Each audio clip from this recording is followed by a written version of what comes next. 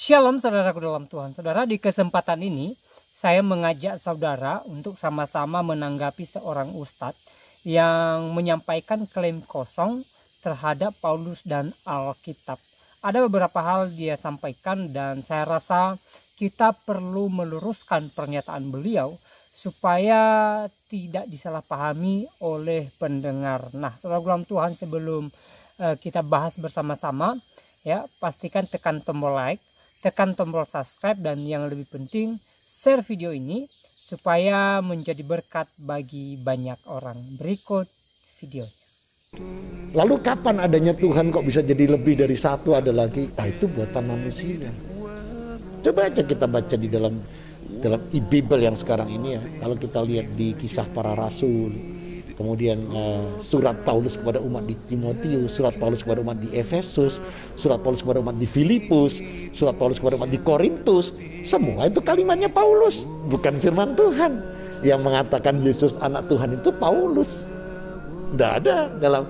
Coba tunjukkan Bible mana, di surat apa, ayat berapa yang betul-betul firman itu datang dari Yesus sendiri sebagai sabdanya, atau dari Tuhan Allah atau Yahweh di dalam kitabnya nama yang bilang dia punya anak. Nggak ada. Itu yang pertama, jelas. Maka kalau sampai ada dia beranak dan tidak beranak kemudian dia, berarti nanti Allah adalah zat yang nggak sempurna. Kenapa Allah zat nggak sempurna? Karena punya anak. Sedangkan Allah itu jauh dari tamsil, jauh dari taksis, jauh dari takmil. Bahwasanya Allah itu zat yang sempurna, yang Allah itu tidak bisa disamakan dengan makhluknya. Makanya Allah katakan dengan walam yakullahu kufuwan ahad, ia tidak serupa dengan apapun. Jadi Allah itu mutlak. Makanya kalau sampai beranak dan tidak, nanti sama dengan manusia. Sementara manusia ciptaannya. Sedangkan Allah itu jauh dari persamaan dengan makhluk ciptaan. Itu maksudnya. Ustaz, ada satu pertanyaan menarik dan saya sampai sekarang masih ingat, Ustaz. Ustaz Bangun Samudra dulu masuk Islam gara-gara salah buka Al-Quran yang pertama. Sama ketika sudah benar buka Al-Quran, ketemu surat Al-Baqarah, Alif Lam Mim, Dzalikal kitabu la raiba fi. Minta tolong ceritakan Ustaz, biar ini untuk syiar, Ustaz. Ya. Jadi ya karena Al-Quran itu bukan dari kanan ke kiri, ya, bukan dari kiri ke kanan seperti kitab lain. Ya saya kan baru pertama kali pegang belum, ya keliru bukanya. Ketemu Al-Ikhlas. Ya betapa kagetnya dengan kalimat Qul huwallahu ahad, wahai Muhammad katakanlah aku ini Allah yang esa. Allahus Samad, tempat bergantung, dan itu sama dengan di agama yang sebelum saya peluk, memang tempat bergantung hanya Allah, tidak ada yang lain. Kemudian lam yalid walam yulad, ini ia tidak beranak dan tidak diperanakkan. Walam yakul lahu kufuwan ahad, dan dia tidak serupa dengan apapun. Ini yang sangat menggetarkan hati waktu itu.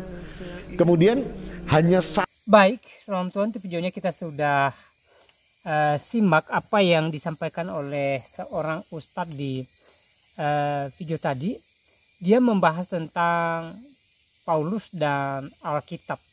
Dia mengatakan bahwa tulisan Paulus di dalam Alkitab bukan firman Tuhan. Nah, saudara dalam Tuhan, inilah pernyataan ngawur dan tidak bertanggung jawab dari seorang ustadz di video tadi.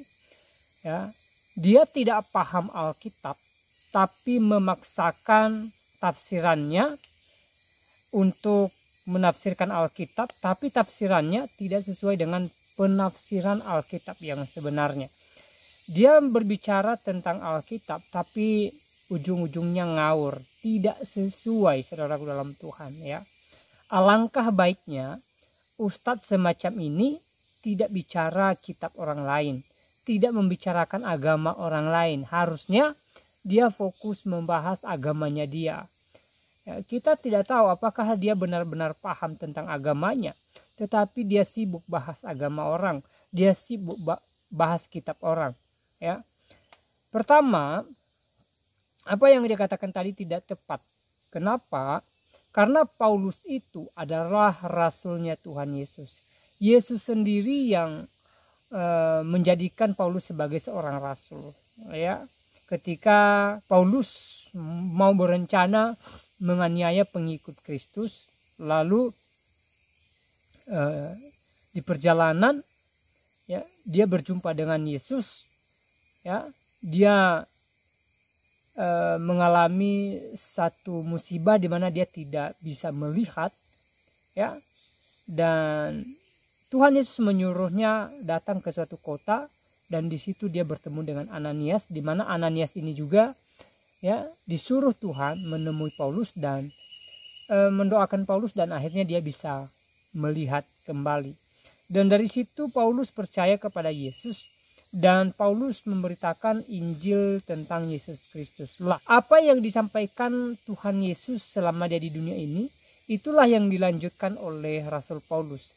Dia menyampaikan firman Tuhan Yesus kepada orang-orang yang belum percaya dan juga orang-orang Yahudi. Nah, saudara dalam Tuhan, sekali lagi, apa yang disampaikan oleh seorang ustadz di video tadi sungguh tidak benar dan sungguh tidak tepat, ya, karena Alkitab mencatat bahwa Rasul Paulus adalah rasul yang dipilih oleh Tuhan Yesus Kristus. Tuhan yang menjadikan Paulus sebagai rasul. Jadi bukan keinginan Paulus, bukan semata-mata karena Paulus mau jadi rasul. Bukan, saudara dalam Tuhan. Tetapi Tuhan yang memilih Paulus untuk menjadi pemberita firman Tuhan, ya. Itu jelas tercatat di dalam Kisah Para Rasul. Saudara bisa lihat di sana.